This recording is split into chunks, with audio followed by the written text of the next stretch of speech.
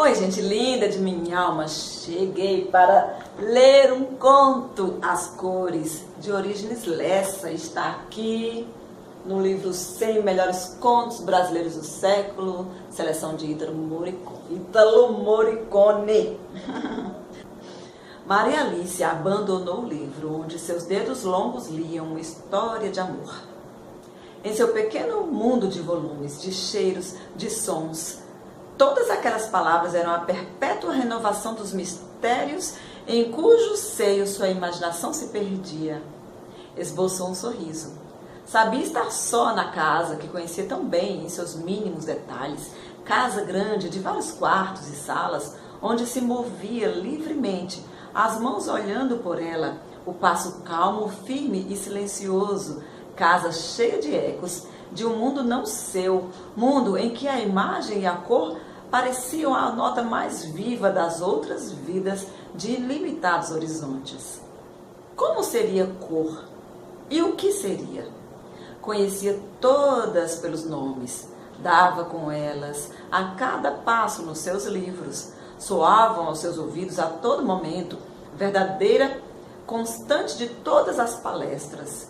Era com certeza a nota marcante de todas as coisas para aqueles cujos olhos viam, aqueles cujos olhos que tantas vezes palpara com inveja calada e que se fechavam quando os tocava, sensíveis como pássaros assustados, palpitantes de vida sob seus dedos trêmulos que diziam ser claros.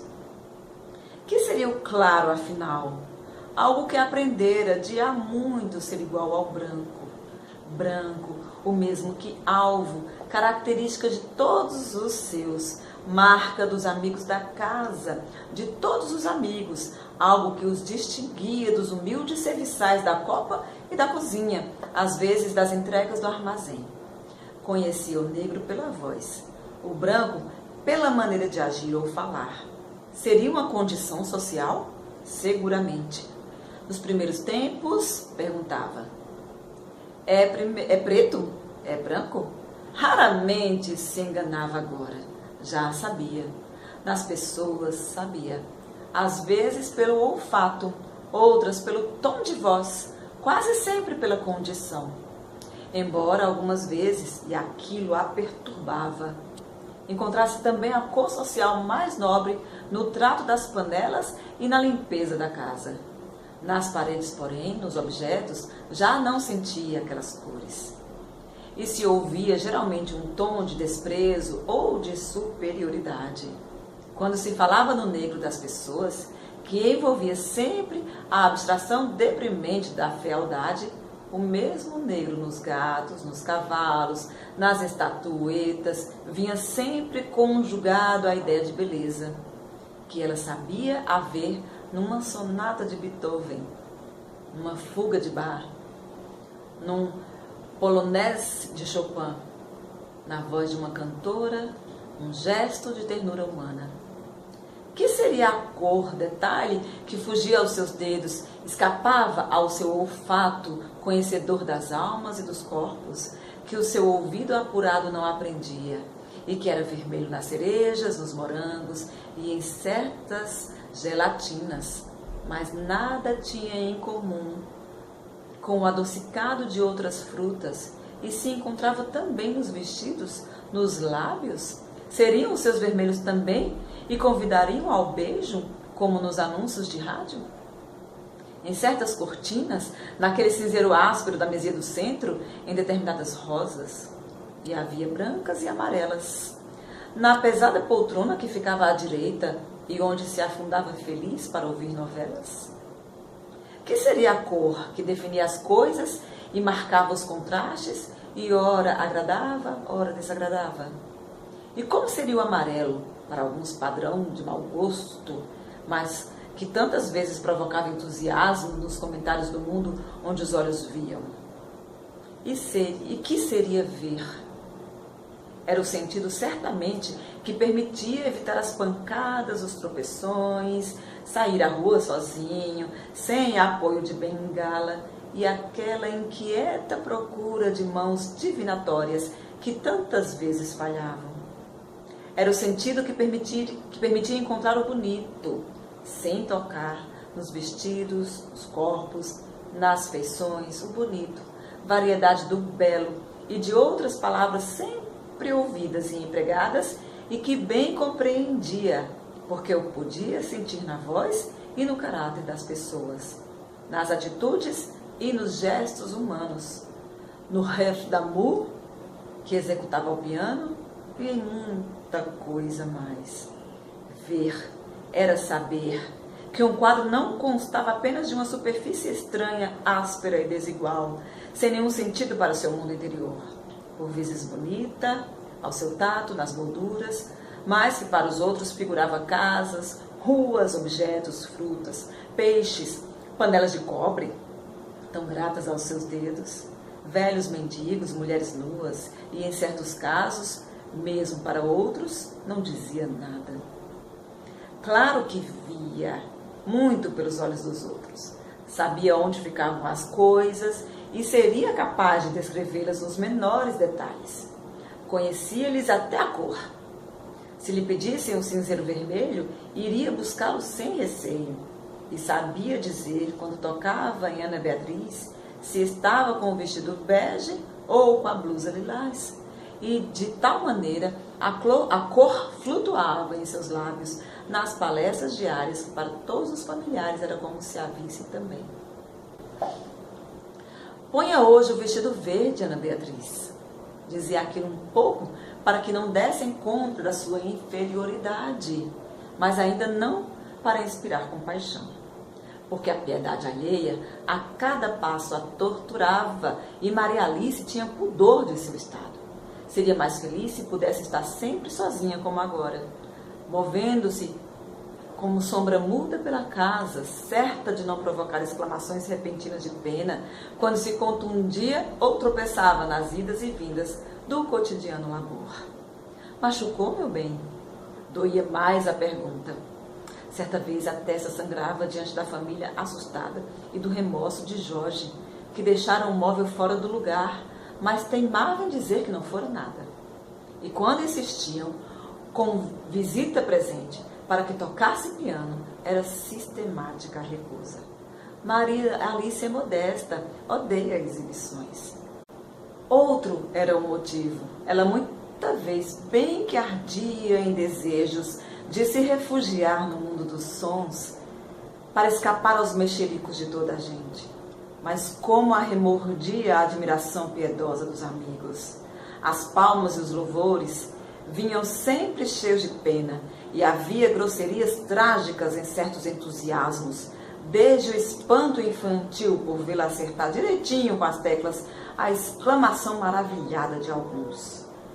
Muita gente que enxerga se orgulharia de tocar assim.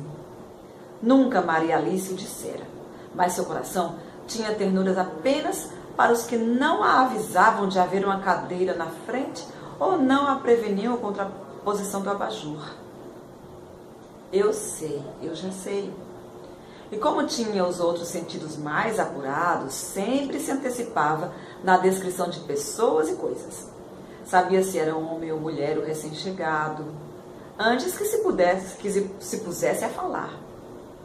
Pela maneira de pisar, por 1001 sutilezas. Sem que lhe dissessem, lia-lhe o caráter e o temperamento. Aqueles pequeninos milagres de sua intuição e de sua capacidade de observar, todos estavam habituados em casa. Por isso lhe falavam sempre em termos de quem via, para quem via. E nesses termos lhes falava também. O livro abandonado sobre a mesa, o pensamento de Maria Alice caminhava liberto. Recordava agora o largo tempo que passaram no instituto, onde a família julgara que seria mais fácil aprender a ler. Detestava o ambiente de humildade, raramente de revolta, que lá encontrara. Vivendo em comunidade, seria facilmente quais os que enxergavam, sem que nenhum destes se desse conta disso ou dissesse que enxergava. Pela simples linguagem, pela maneira de agir, o sabia. E ali começara a odiar os dois mundos diferentes.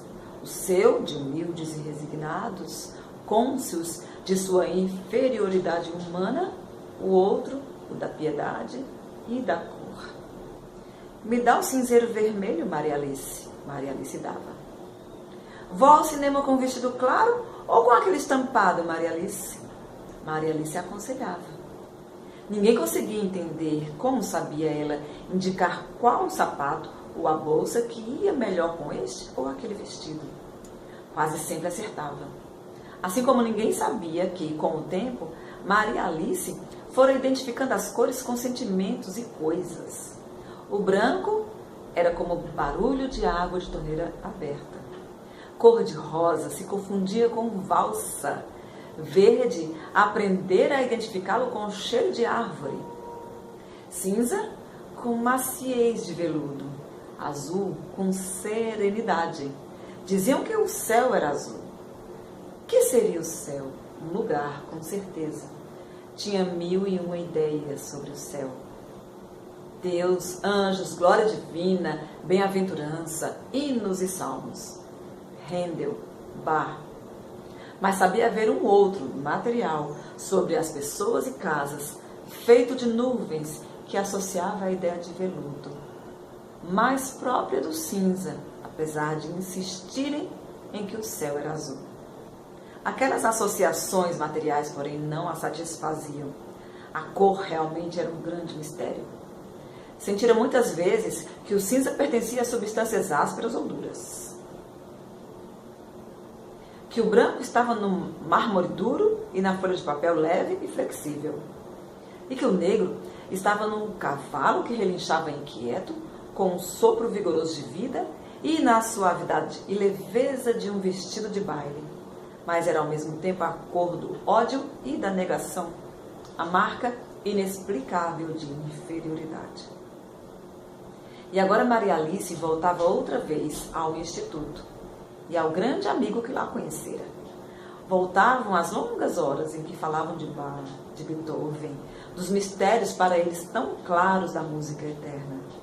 Lembrava-se da ternura daquela voz, da beleza daquela voz, de como se adivinhavam entre dezenas de outros e suas mãos se encontravam, de como as palavras de amor tinham irrompido e suas bocas se encontrado, de como um dia seus pais haviam surgido inesperadamente no instituto e a haviam levado à sala do diretor e se haviam queixado da falta de vigilância e da moralidade do estabelecimento. E de como, no momento em que a retiravam, e quando ela disse que pretendia se despedir de um amigo pelo qual tinha grande afeição e com quem queria se casar, o pai exclamara horrorizado: "Você não tem juízo, criatura? Casar-se com um mulato?